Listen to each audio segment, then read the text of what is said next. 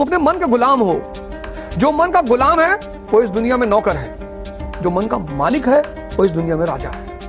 और जब उन्होंने मुझे बताया कि तुम्हारी किस्मत खराब नहीं है, तुमसे भगवान नाराज नहीं है, तुम्हारे सितारे खराब नहीं है, तुम्हारा दिमाग खराब है। अच्छा कैसे महाराज? बोले अच्छा कितने घंटे पढ़ते हो? मैंने कहा महाराज पढ़ना तो चाहते हैं 10 घंटा, लेकिन 1 घंटा भी नहीं पढ़ पा रहे। क्या देखो देखो देखो लिखो इसको कागज में। तो लिखवाया उन्होंने। तो सोचो कौन करवा रहा है ये? तुम्हारा मन। अगर तकदीर में नहीं भी हुई तो क्या, तकदीर से छीन कर लाऊंगा। क्यों? क्योंकि मेरी माँ ने बस एक सरकारी नौकरी ही तो मांगी है। ये जो अजीब सी बेचैनी है ना तुम्हारे अंदर कुछ बड़ा करने की, ये कोई ख्याल नहीं है तुम्हारा।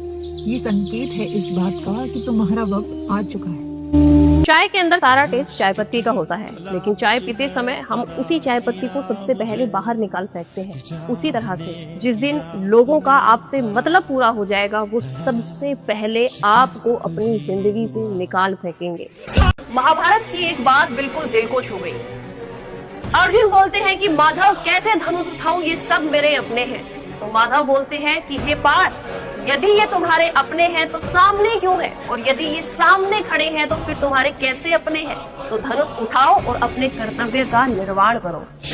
मंजिल का नशा है आंखों में, उसे पाने के लिए हम अपनी किस्मत से भी अड़ जाते हैं। अभी तुम हमारे किरदार से वाकिफ नहीं हो लाला, हम वो चिराग हैं जो बुझते हुए भी हवाओं से लड़ जाते हैं। कभी कभी इंसान को सफल होने में बहुत देर होती है, क्योंकि उसके आगे की कहानी बहुत ही खूबसूरत लिखी जा रही होती है। इसलिए कभी भी थक कर और हार कर मेहनत का साथ मत छोड़ना, क्योंकि कहते हैं ना कि बहुत मेहनत करने से इंसान देर में ही सही लेकिन अपना सब कुछ हासिल कर लेता है। समझे? जो खोया है उससे भी बेहतर पाएंगे। सबर रख मेरे दोस्त, एक दिन हम भी फौजी बनकर आएंगे।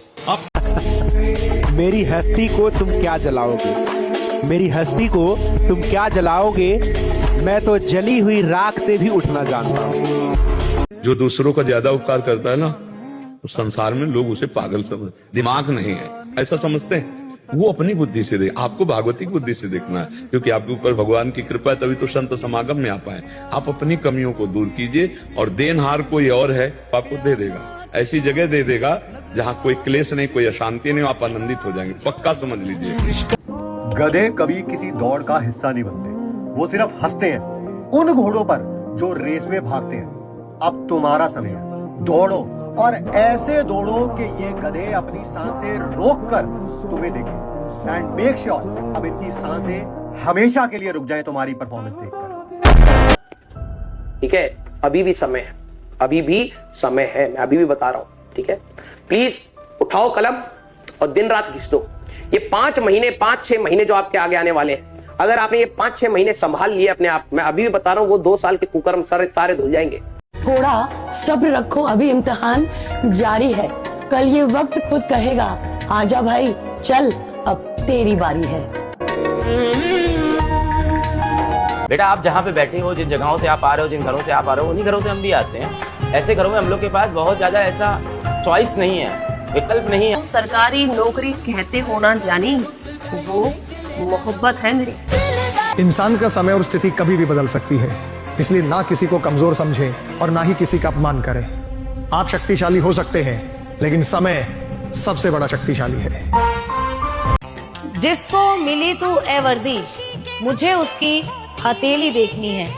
कैसी होती हैं वो लकीरें जो मेरे हाथों में नहीं। किस्मत के पन्नों पर हम भरोसा नहीं करते लाला, किस्मत के पन्नों पर हम भरोसा नहीं करते लाला, हमारी पहचान तो कलम की स्याही से ही लिखी जाएगी। एक बात याद रखना, स्वाभिमान को वही लोग घमंड कहेंगे जिन्हें आपको झुका देखने की आदत हो चुकी है। उनके माँ बाप बहुत सीधे होते हैं ना मेरे भाई, उनकी एक औलाद सबको सीधा करने के लिए पैदा होती है। वो कहते हैं ना कि उम्र थका नहीं सकती, ठोकरें गिरा नहीं सकती, अगर जिद है जीतने की तो हार भी हरा नहीं सकती। और यही बात सही साबित करके दिखाई ईशान ने। ईशान भारत के रांची शहर में रहने वाला है, जिसकी उम्र महज 7 साल है। इस 7 साल के बच्चे ने 29 किलोमीटर समुद्र में तैर कर एक नया वर्ल्ड रिकॉर्ड कायम कर लिया। ना उसके पास कोई कंफर्ट जोन था, ना कोई एक्सक्यूज था। हाँ, एक चीज साथ थी और वो था उसका मजबूत इरादा। समुद्र बड़ा था लेकिन उसका इरादा समुद्र से भी बड़ा था, मजबूत था, और यही इरादा उसको आज यहाँ तक पहुंचा गया।